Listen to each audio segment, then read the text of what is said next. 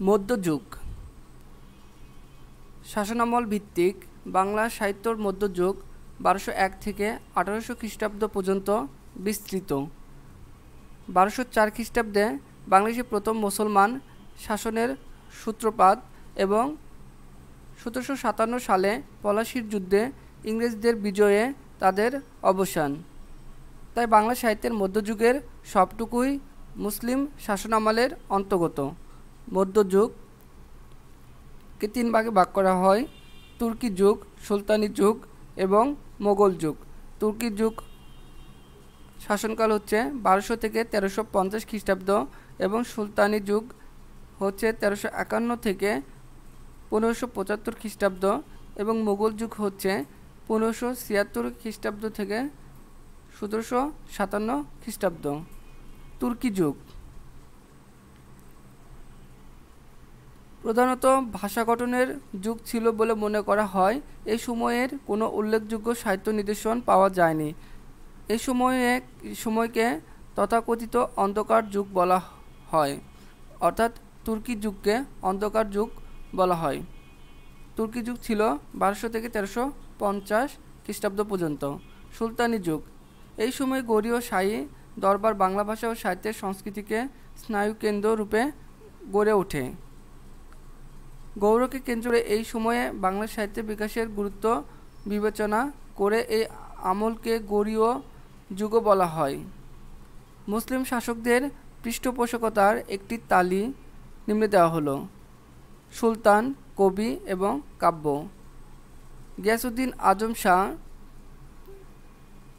কবি শাহ মোহাম্মদ সগীর, কাব্য ছিল ইউসুফ জুলেখার। সুলতান জালালউদ্দিন মোহাম্মদ শাহ কবি ছিল কীর্তিবাস, কাব্য ছিল রামায়ণ। রুকন উদ্দিন বরবক শাহ কবি ছিল যশোরাজ খান, কাব্য ছিল শ্রীকৃষ্ণ বিজয়।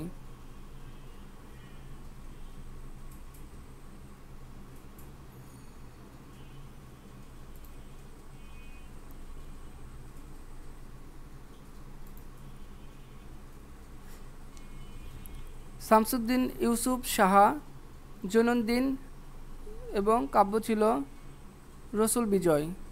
আলাউদ্দিন হোসেন শাহ বিপ্রদাস, কাব্য ছিল মনসা বিজয়।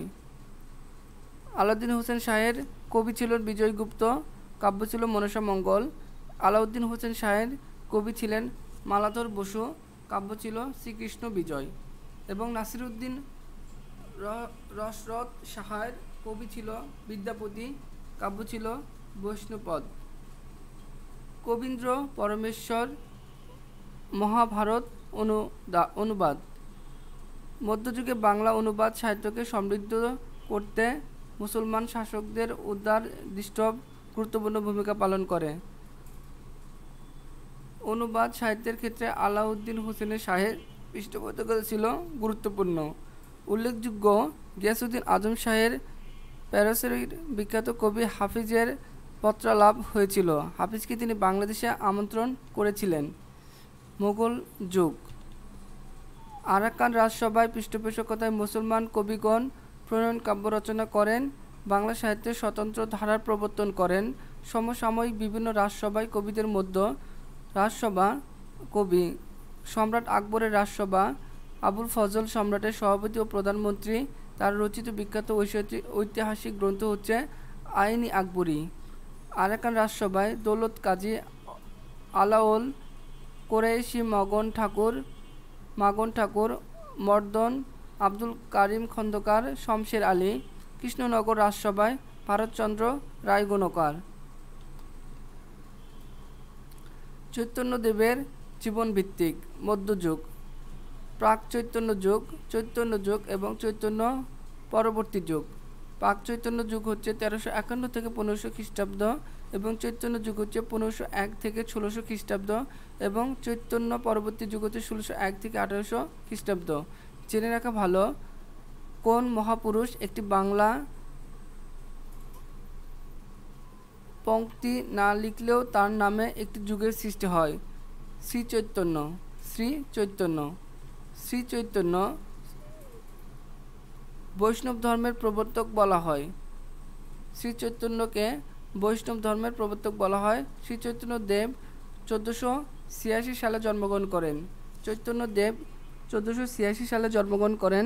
তার ভক্ত শিষ্যরা তার জীবিত অবস্থায় তার জীবন কাহিনী নিয়ে কাব্য রচনা করেন।